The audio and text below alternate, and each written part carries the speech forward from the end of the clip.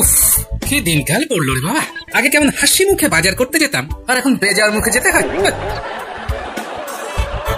টগা, ওই যে লোকটা আসছে, টকটকে তেলের মতো মসৃণ মাথা, ওই লোকটাকে তুই চিনিস? চিনি তো, ওর নাম গোপাল। ওরে মানে, ও তো খুব ভয়ঙ্কর লোক। ভয়ঙ্কর। তুই হাসালি না রে টগা, ওকে তুই চিনিস না তাই বলছিস। ওকে একবার ভয় দেখাতে গিয়েছিলাম, উল্টে আমাকে চোখের জলে নাকের জলে করে দিয়েছিল। কিরকম? সেই রাতটার কথা আমার খুব মনে আছে। দিন ছিল অমাবস্যা, খুব অন্ধকার। গোপাল ফিরছিল একটা ইলিশ মাছ নিয়ে। আরে বাস, ইলিশ মাছের গন্ধ পাচ্ছি, ইলিশ মাছের গন্ধ পাচ্ছি, কি মজা কি মজা, ইলিশ মাছের গন্ধ পাচ্ছি। আয় আয় আয়। আজ গিন্নিচা খুশি হবে না?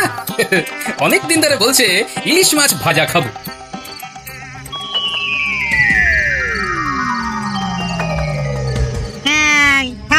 ইস, কি ময়লা হাত রে বাবা। এই কে তুই? আমার নাকের সামনে ময়লা হাতে নাড়াচ্ছ কেন? আমি ভূত, আমার নাম লগামুত। আমি খুব ভয়ঙ্কর ভূত। চুপচাপ মাছটা আমার এই হাতে ঝুলিয়ে দিয়ে চলে যাও। খুব মজা। যা হোক, আমার গিন্নি কতদিন ধরে খেতে চেয়েছে, 2 মোহর দাম দিয়ে কিনেছি তোমায় দেবো বলে। আমি চাইছি, তুমি আমার সাথে ঝগড়া করছো? তোমার তো সাহস কম নয়। দেখো, ভূত ভূতে আমার ভয় ডর নেই। আমার মনে আজ খুব আনন্দ। আজ আমার বিয়ের দিন, গিন্নির জন্য ইলিশ মাছ নিয়ে যাচ্ছি। এখন আমাকে মোটে জ্বালাবে না। ও, হাড় জ্বালানি ভূত দেখছি। কিছু একটা করে এর থেকে মুক্তি পেতে হবে। ওরে বাবা, তুমি এত লম্বা? ভয় পেয়েছি, ভয় পেয়েছি, ভয় পেয়েছি।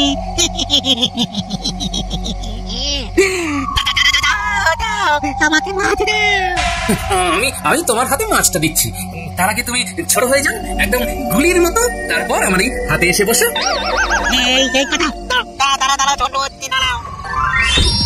হ্যাঁ, এসো আমার হাতে, তারপর দেখবে মজা। দেখলে, তাল গাছের মতো লম্বা যেমন হতে পারি, তেমন গুলির মতো ছোট হয়ে যেতে পারি। আমি তোমায় হাতের মুঠোয় ধরতে পারি।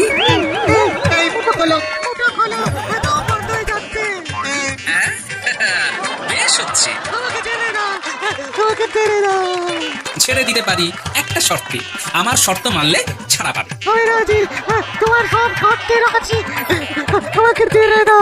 এই গাছের মগডালে বসে মানুষের পেছনে লাগা চলবে না। যদি আর কারো কাছে তোমার নামে শুনি, তাহলে কিন্তু খুব খারাপ হবে। হ্যাঁ, মাথা খারাপ, তুমি শুধু আমাকে মুক্ত করে দাও। এত সহজে তো তোমাকে মুক্তি দিবি না। যেই তুমি ছাড়া পাবে, অমনি নিজ মূর্তি ধরবে। এই তোমার পায়ে পড়ছি, আমাকে ছেড়ে দাও। আমি ভূতের রাজা দিন পিটিয়ে বলছি, তুমি যেমনটা বলবে আমি তেমনটা করবো। সত্যি বলছো? ভূতের রাজা দিন পিটিয়ে বৃক্ষের কথা বলা যায় না। ওরে বাবা রে, দপট হয়ে যাচ্ছে। ছেড়ে দাও, ছেড়ে দাও। ঠিক আছে, যাও। তারপরে ওই গোপাল আমাকে ঢিল ছোড়ার মতো করে ছুঁড়ে দিল। বললাম একটা ইঁদুর পচা পুকুরে। আরে তুই তো ভূত সমাজের কলঙ্ক। অমাবস্যার দিনে তোকে এইভাবে ফেটে দিল। তুই জানিস না অমাবস্যার রাতে আমাদের শক্তি বৃদ্ধি পায়। না, এর শোধ তুলতে হবে।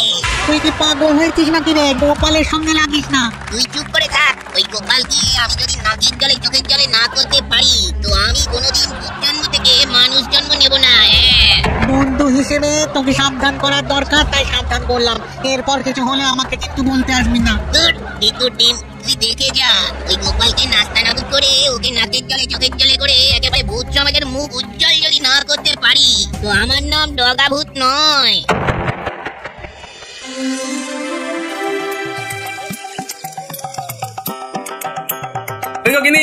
আমার স্নান হয়ে গেছে, এখনো ভাত বাড়ুনি। আজও দেরি হয়ে যাবে। একটা দেরি করে বছর নেই হবে। হ্যাঁ, ও, তার মানে আজ আমাকে গিলতে হবে। আমার ভাগ্যে বোধহয় তবিয়ত করে খাওয়া নেই। তোর ছাই রইল খাওয়া। আমি আজ না খেয়ে যাও। না খেয়ে যাবে না, কিন্তু খুব খারাপ হবে। খুব রান্না করতে কষ্ট হয়। তুমি বাজার করতে দেরি করবে আর আমার উপর ঝাল ঝাড়বে। এই যাবে না বলছি, আমার মা পার দিব্যি রইল। হ্যাঁ, যাবো না। দাও, খেতে দাও। মানে তুমি আমার সাথে রসিকতা করছিলে? ওই দাম্পত্যের টক ঝাল স্বাদ নিচ্ছিলাম আর। পারো তুমি। ওই দেখ না, কারা আসছে দেখ। ওদের চিনিস? চিনবো না আবার? ওই তো গোপাল ভাঁড়ের মেয়ে জামাই। পেয়েছি পেয়েছি।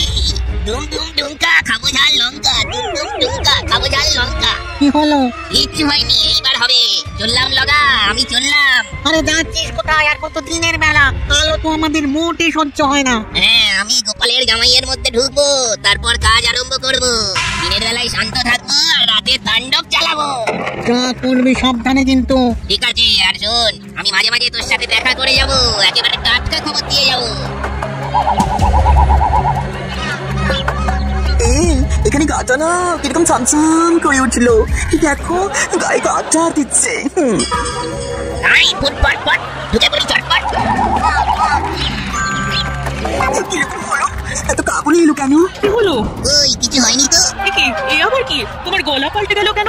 এই রে, ভুল খেলা হয়ে গেছে, এখন জামাইয়ের মধ্যে ঢুকে থাকি। না না, আর কিছু হয়নি, চলো। ও তা মাঝে ওইরকম না কিশোরে কথা বলছিলে কেন? ও কিছু না, একটু আগে ভূতের কথা মনে আসছিল তো, তাই আর কি একটু ভূতের গলা করে দেখলাম। চলো চলো, পা চালাও।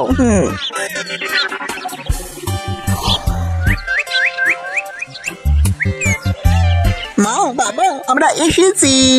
বাবা জীবনের গলা শুনতে পেলাম বলে মনে হলো। এলাম কয়েকদিন আপনাদের সাথে একটু আনন্দ করতে চলে এলাম।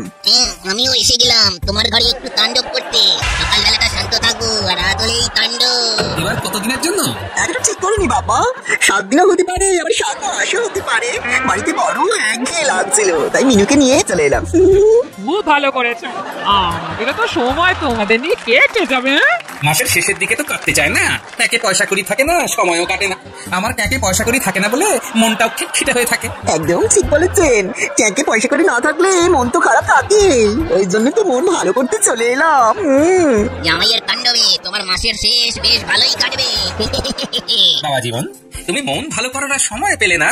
হ্যাঁ, আচ্ছা তোমার সাথে কি আমার শত্রুতা আছে? ইমা না বাবা, কি বলছেন? আপনি আমার একমাত্র শ্বশুর, আপনার সাথে কি শত্রুতা থাকতে পারে? শুধু ভালোবাসা, বুক ভরা ভালোবাসা।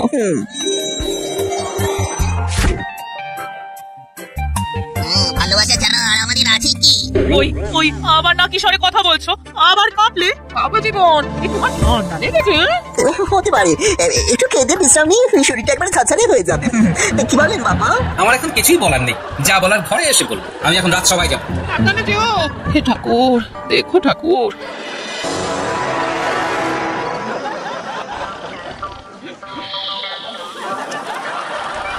মিনুমা, জামাই তো এখন ঘুম হচ্ছে, সন্ধে গড়িয়ে রাত হতে চললো, এতক্ষণ তো ঘুম হয় না রে। যা তুই কি ডেকে দে। মা, বাবা তো এখনো এলো না, বাবাও তো দেরি করছে। আগো সব গেলে কোথায়? ওই গোপাল এলো, এবার শুরু হবে তাণ্ডব। এই তো দোলা থেকে মাছের গন্ধ পাচ্ছি। না, এবার আরো মজা হবে, আমি জামাইয়ের গলায় কথা বলবো। মাছের গন্ধ পাচ্ছি, ও কতদিন মাছ খাইনি। হ্যাঁ, কি সব বলছো গো? এই তো 3 দিন আগে ইলিশ মাছ রাঁধলাম, কত কি ইলিশের ভাপা, ইলিশের ভাজা, ইলিশের পাতলা করে কালো জিরে দিয়ে ঝোল, সর্ষে ইলিশ।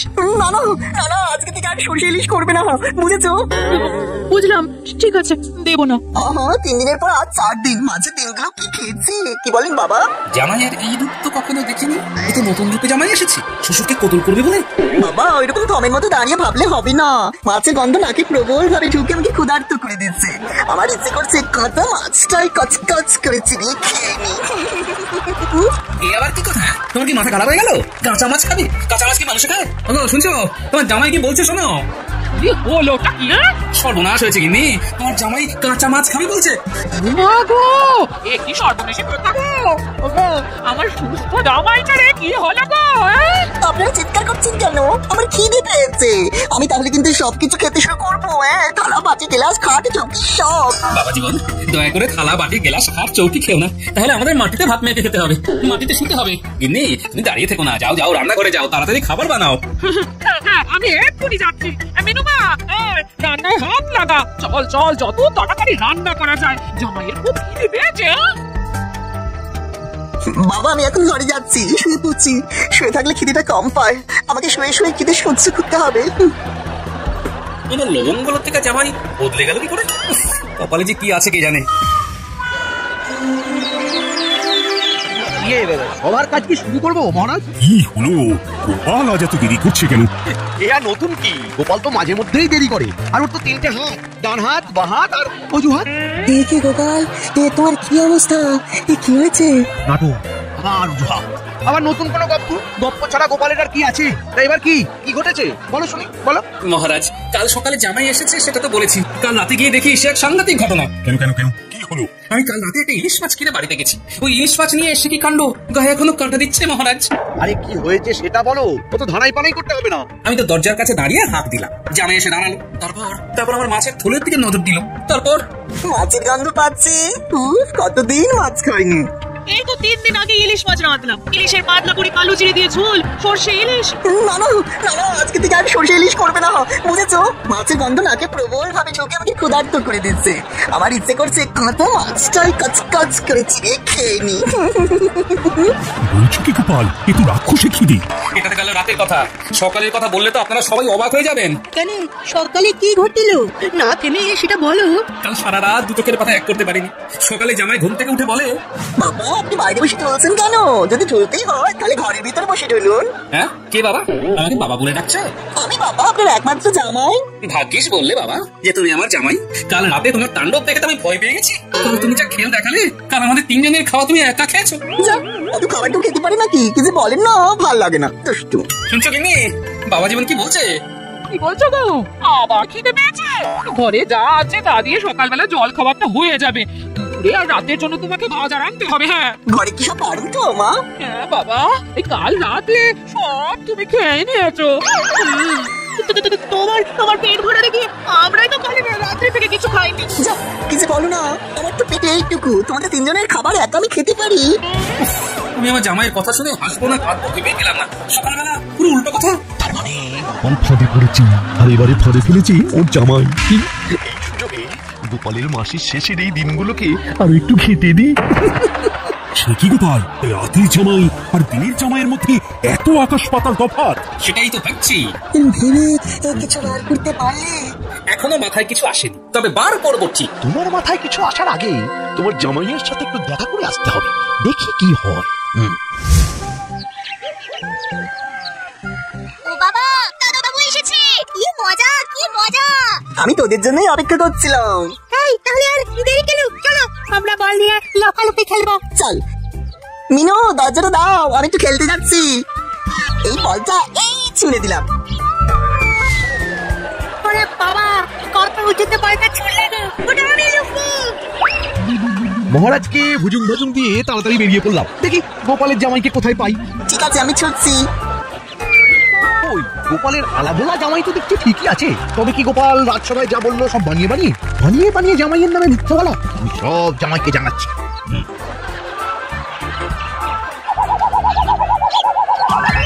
এবার দণ্ডের সময়। জামাই, এবার তোমার মধ্যে এসে দিয়ে যায়। রে কি বুঝছিস? এবার দেখ আমার খেলা। ওরে বাবারে, দেখি রে বাবা, বাঁচাও বাঁচাও। তুমি কে গো? কৃপা করো, তোমার কাছে আসাটা আমার ভুল।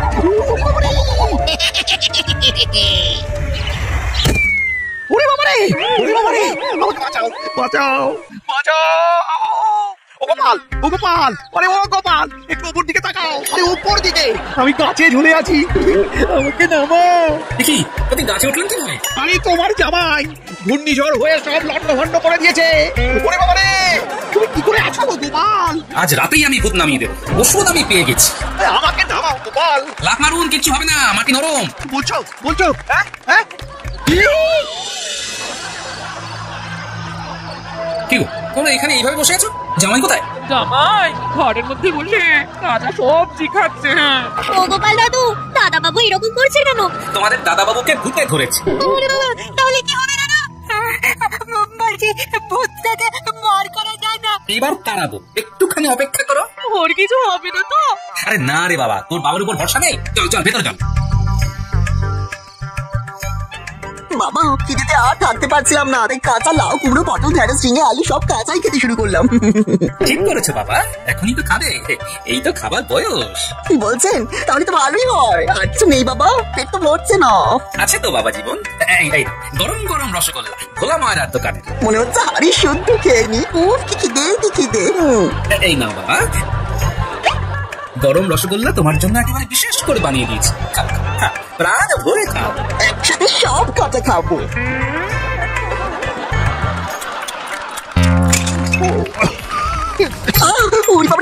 ভেতরে একটা কি বাবা, আমার মুখে পড়ে গেল। জল দাও। তোমায় কেউ জল দেবে না। ও বাবা, তোমার জামাইয়ের যদি মুখ পুড়ে যায় তাহলে তুমি মুখ পুড়ে জামাই নিয়ে সারা জীবন থাকতে হবে গো। এই চুপ, একদম চুপ। একটা ভূত আমার মেয়ের নাম নিচ্ছে। আমি বেরো আমার জামাই শরীর থেকে বেরো। এই বেরোচ্ছি। লগাভূত ঠিক করেছিল, নাম গোপাল। ওর বউ বুদ্ধি। তুমি আমাকে কায়দা করে কাঁচা সরষে খাইয়ে দিলে। ওরে বাবারে বাবা, মুখ জ্বলছে, সারা শরীর জ্বলছে। এই আমি চললাম। ওরে বাবা,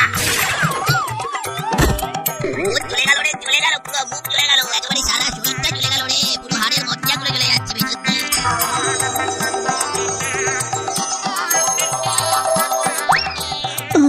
আমার কি হয়েছিল গো? তোমাকে ভূতে ধরেছিল। গোপাল দাদু ওঝা হয়ে ভূত তাড়িয়েছে। তুমি ওর রসগোল্লা কি দিয়েছিলে? ভূত যে খাবারটাতে খুব ভয় পায়, সর্ষে। ও যখন সর্ষে ইলিশ খেতে চাইলো না, তখনই বুঝেছি ওর সর্ষেতে গোলমাল। তাই 2 আর 2 যোগ করলাম, হলো 4। রসগোল্লার মধ্যে সর্ষের বুদ্ধিটাকে দিল। বাবার মাথার বুদ্ধি কে আবার দেবে? বাবার মাথা থেকে এই বুদ্ধি বের হয়। গোপাল দাদু আমাকে